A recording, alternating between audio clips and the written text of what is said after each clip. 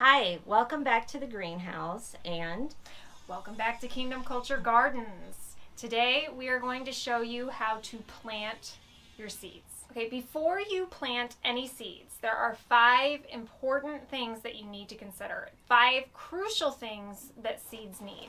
Okay, and that is access to plenty of sunlight or natural light. If you don't have natural light, you can use different daylight simulators, different lamps, lights, things like that, which I'll go over in another video.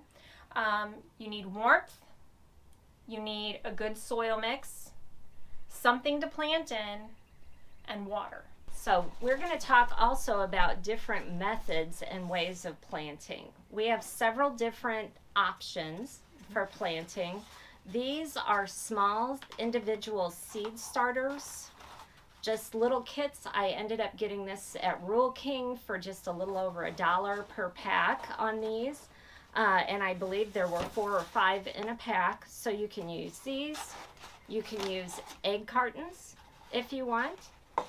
You can use and buy these peat pots. I really like using the peat pots because when it comes time to transplanting, you just plant the whole thing. And you don't have to worry, it's all biodegradable and the roots will go straight through the peat pots into your natural soil. I also use containers that I bought plants in for last year. I save these and I can use these also. I've also used plastic cups. We have a very large family. We use a lot of these for holiday get-togethers.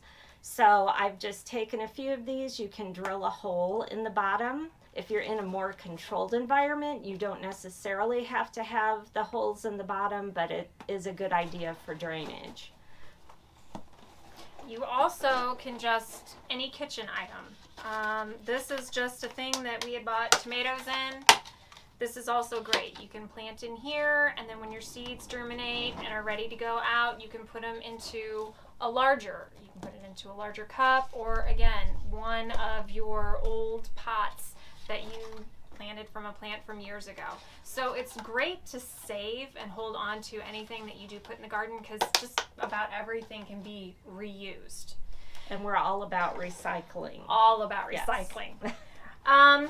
Another thing is your potting mix, okay? So it's recommended that you start with seed starting mix, and the reason for that is just because it's more sterile. So you're not going to have any bacteria in there or any type of soil-borne contaminants or anything like that. So it's just a little more sterile, allows your seeds to really germinate and get going. It's also a little bit less in the nutrients.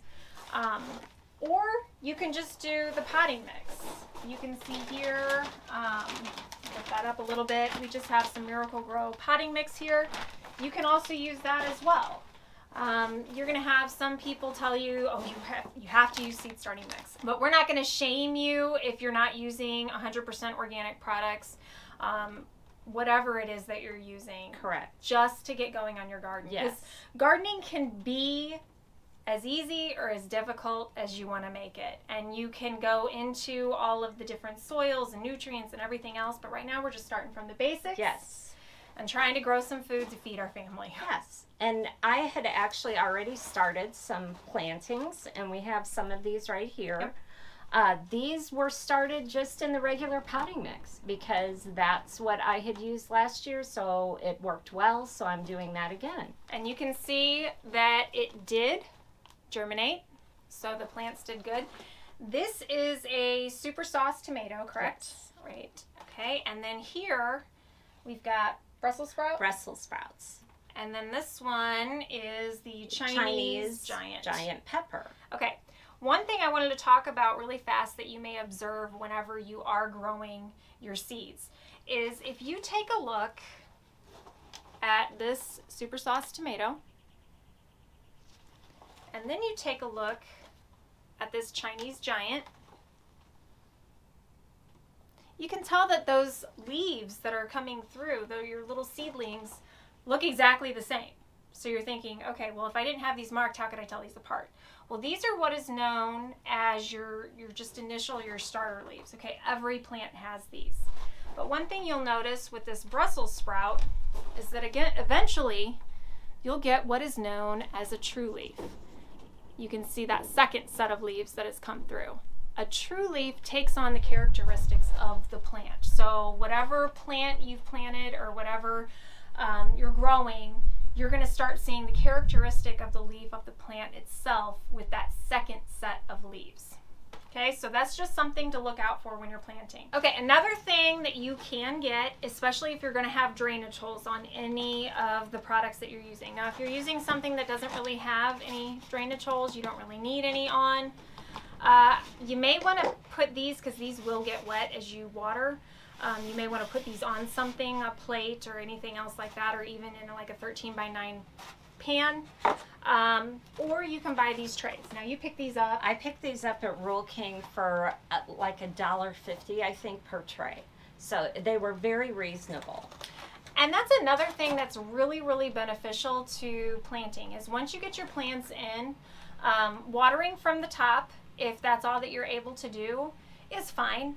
But plants do best whenever you water from the bottom because they uptake a majority of their water from the roots. So if you can water bottom up, that's always more beneficial, especially with your plants.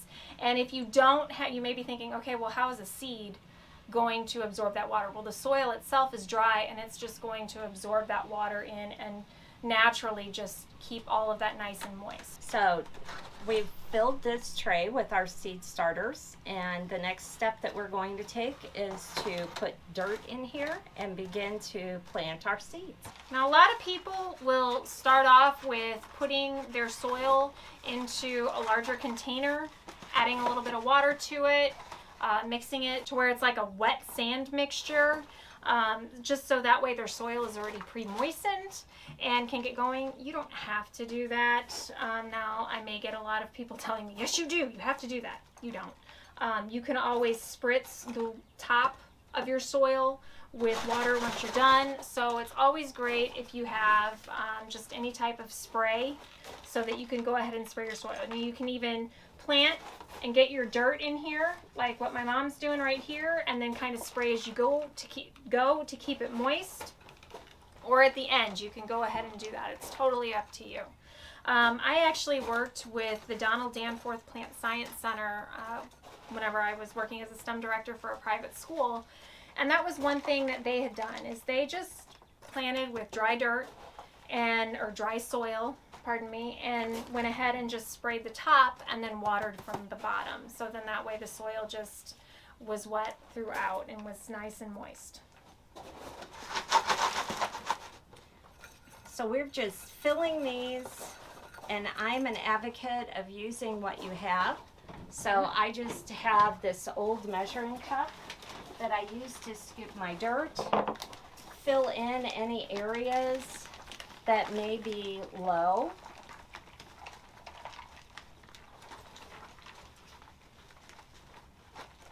And that's one thing you're going to see a lot with this channel, is that we're just big on using whatever's available to you, whatever you have. If you don't have to go out and buy it, don't go out and buy it. If you can just use something you've got at home that you're not using, use that. Sometimes even in purchased soil, you'll find rocks. So you do have to be careful. And this is a bag of Miracle-Gro, and this is a rock that just showed up. So also, if you have clods of dirt or it's not fine, I use just a regular stainless steel kitchen fork, and I'll go through and just kind of make sure that my tops are broken up and that the soil will be easy for the seeds to be set in. Yeah, the looser the soil, the better for germination that you're going to have there. So you want not a lot of resistance or anything else. And even in this sterile seed soil or seed starting mix that I'm using, you're going to find sticks, little sticks, twigs, everything else. So we're just going to save that for the compost bin, which we will be doing a video on how to compost. This is our first year composting. Yes, it is. So you can learn right along with us on just how to compost. I'm going to sow some herbs because I had not planted any herbs yet this season. So here I have some sweet basil. And I need my glasses to read. Okay, this says to plant them a 1/4 inch in the soil. And as you can see, they're like little green pellets. Good. So I'll take another one of my kitchen tools, which is a little spoon, and I like the bottom of this because it makes a nice little hole in the center, and then I drop my seeds in. Now, I do not pre-water. I'm putting roughly 3 seeds per hole per section.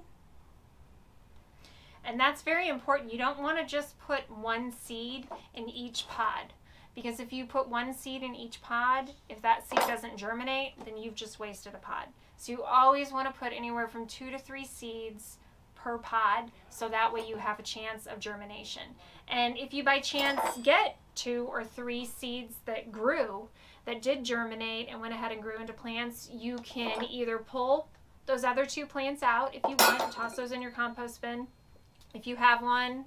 If not, you can, once they get a little stronger, if you're going to use that one, you can separate those out and actually have 2 plants, and whenever you go to transplant them into a larger container. One thing that my mom did mention too is that she's using a spoon. Now, there are so many things you can use. You can use tweezers if you want, because one thing that you're going to come across is, depending upon what type of plant that you're planting, the seeds can either be really big, like if you're planting a pea plant, or I couldn't say that, or if you're planting something like lavender. Lavender's seeds are very, very, very small. So if you're planting something smaller, sometimes it's easier to use tweezers. You can just pick up the seed, place it into your soil, and then cover it up.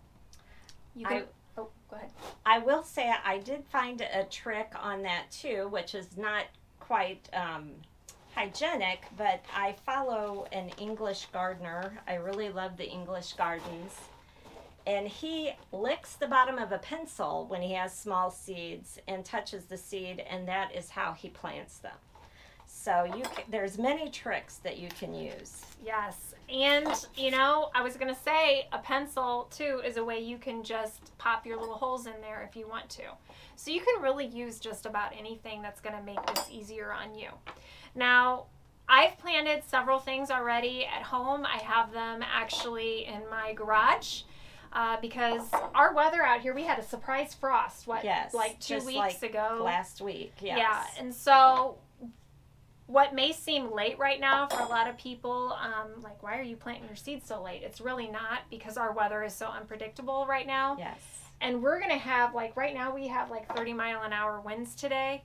And I think temperatures are going to be in the lows anywhere from about 34 to the 40s. Right. For the next 2 to 3 weeks. So we really have to start things inside right now, and we should be on track whenever the weather starts clearing up to get out.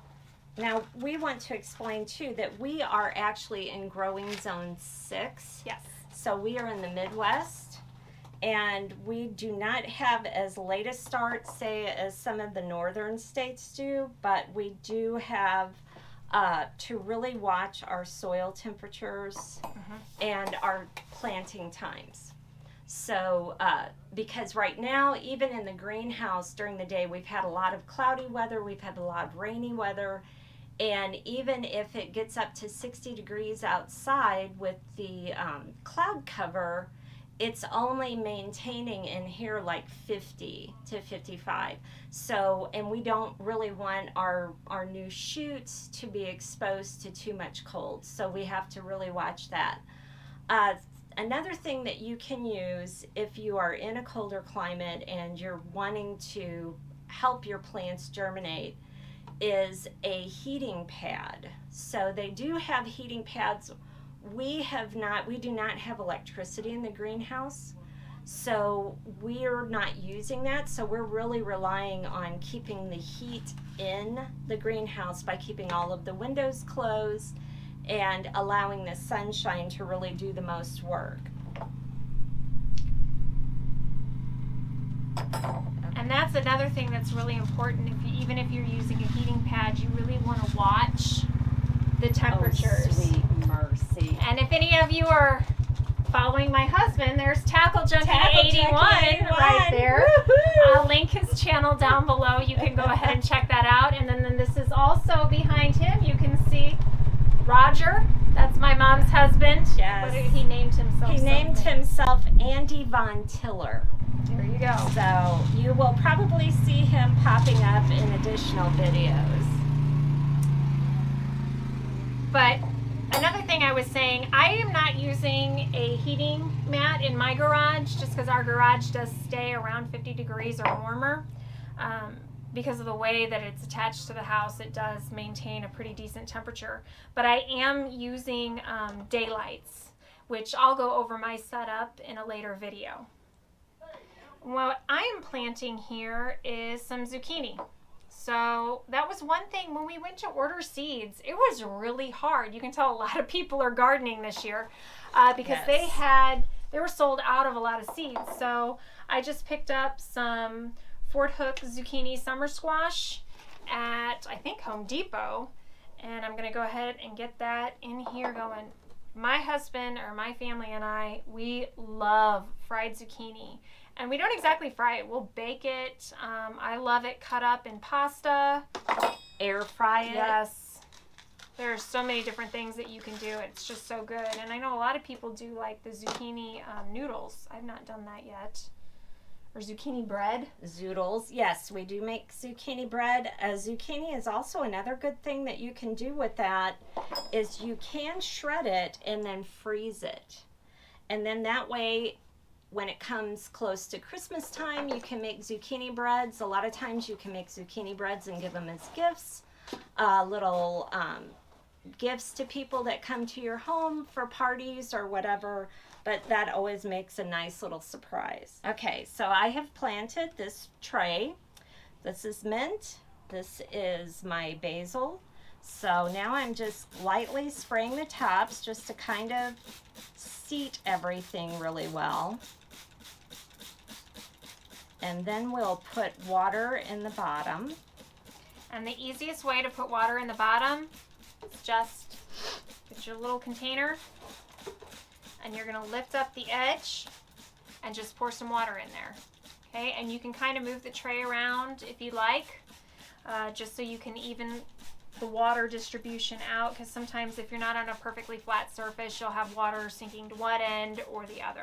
And I am planting right now some verbena, and then I'm going to move on to some petunias. So we're just getting some flowers ready as well to go in our pots, which we'll be doing some flower potting videos in the future. Okay. It's as simple as that, guys. It's really not that hard. No. And just remember, God's the one that set these rules and these principles in place. So when you plant a seed, you're going to grow something. Just make sure that it's in good soil and it will produce. So sow those seeds of kindness and love, and we'll see you next time. Remember, guys, if you like the video, please give us a thumbs up, subscribe to the channel, and hit that bell so that way you're notified of any future videos. And again, sow those seeds of kindness. Bye.